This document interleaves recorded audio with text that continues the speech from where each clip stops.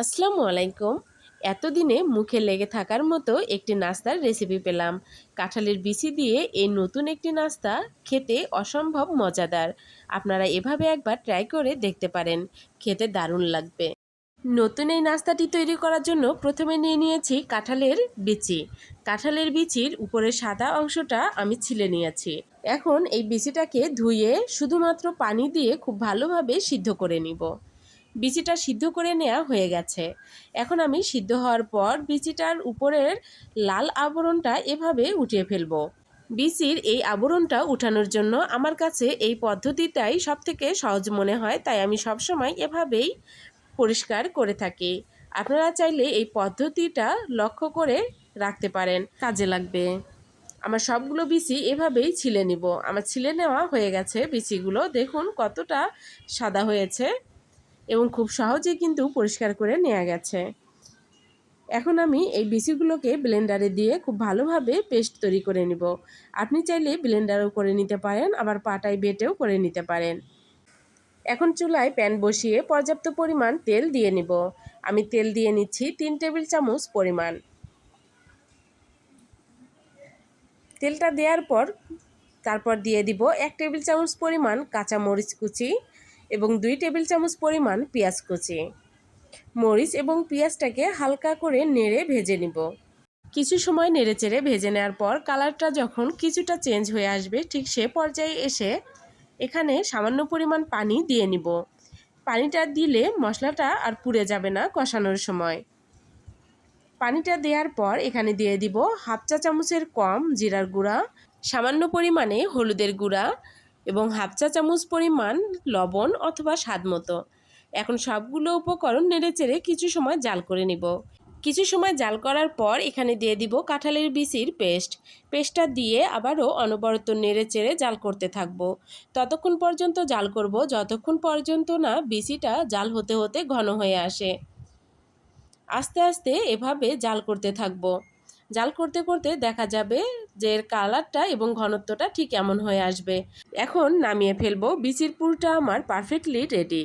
ডোটা তৈরি করার জন্য নিয়ে নিব আটা। আমি আটা নিয়ে নিচ্ছি 1.5 কাপ পরিমাণ। তার সঙ্গে দিয়ে দিব হাফ চা চামচ লবণ, 2 টেবিল চামচ রান্নার তেল। এখন সবগুলো উপকরণ খুব ভালোভাবে মিশিয়ে নিব। ভালোভাবে মেশানো হয়েছে কিনা তা বোঝার জন্য একটু নিয়ে দলা করব এবং দলাটাতে একটু চাপ দিব, দেখব ঝুরি ঝুরি হয়ে পড়ে কিনা। যদি দেখি ঝুরি হয়ে না পড়ে এভাবে দলা হয়ে পড়ছে, তাহলে বুঝবো যে মেখে নেওয়া হয়ে গেছে। এ পর্যায়ে এসে এখানে পানি দিয়ে দিব, নর্মাল তাপমাত্রার পানি। অল্প করে করে পানি দিয়ে ডোটা তৈরি করব। এই ডোটা একটু শক্ত করে তৈরি করে নিতে হবে। ডোটা নরম করা যাবে না, যেহেতু আমরা আটা দিয়ে করছি এবং কর্নফ্লাওয়ার দিব না, তাই ডোটা একটু শক্ত হবে। ডোটা আমার পারফেক্টলি রেডি। ডোটা কিন্তু নরম হয়নি, একটু শক্ত আছে। এ পর্যায়ে ঢাকনা দিয়ে ঢেকে রেখে দিব 5 মিনিটের জন্য। ফিরে এলাম 5 মিনিট পর। 5 মিনিট পর দেখিয়ে দিচ্ছি, ডোটা কিন্তু শক্তই আছে, নরম হয়ে যায়নি। এখন ডোটা থেকে ছোট ছোট লিচি কেটে নিব। এখন লিচিগুলো থেকে একটি লিচি নিয়ে এভাবে মুড়িয়ে নিব রুটির শেপটা দেওয়ার জন্য।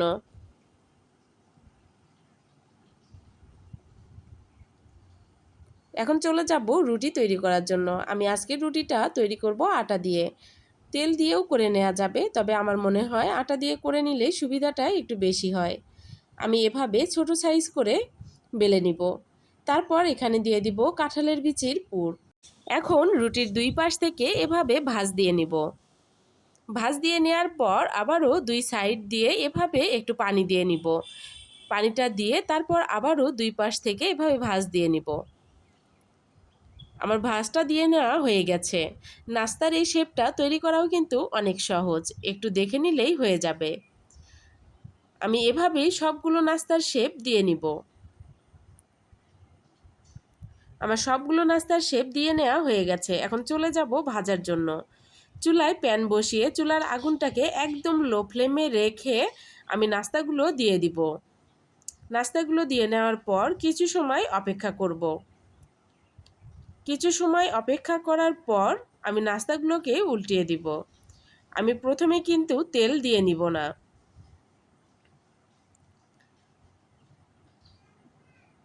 সবগুলো নাস্তা এভাবে উল্টিয়ে নিয়ে আবারও কিছু সময় অপেক্ষা করব। কিছু সময় অপেক্ষা করার পর আমি আবারও নাস্তাগুলোকে উল্টিয়ে দিচ্ছি।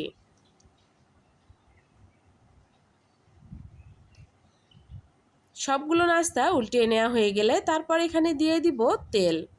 অল্প তেলে যদি নাস্তা ভেজে নিতে চান তবে আজকের পদ্ধতিটা অনুসরণ করবেন। তেল দেওয়ার কিছু সময় পর আমি নাস্তাগুলোকে আবারও উল্টিয়ে দিব। তবে অবশ্যই মনে রাখতে হবে চুলার আগুনটা একদম লো ফ্লেমে থাকবে। চুলার আগুন লো ফ্লেমে রেখে এভাবে অনবরত উল্টিয়ে পাল্টিয়ে নাস্তাগুলো ভেজে নিতে হবে। আমার নাস্তাগুলো ভেজে নেওয়া হয়ে গেছে, এখন আমি নামিয়ে নিচ্ছি। দেখুন কতটা লোভনীয় লাগছে এই নাস্তাটি। একবার এভাবে নাস্তাটি তৈরি করে দেখতে পারেন, খেতে ভালো লাগবে। যদি আমার রেসিপি আপনাদের কাছে এতটুকু ভালো লেগে থাকে তবে প্লিজ একটি লাইক দিয়ে যাবেন এবং আমার রেসিপি দেখার জন্য চ্যানেলটিকে সাবস্ক্রাইব করে রাখতে পারেন।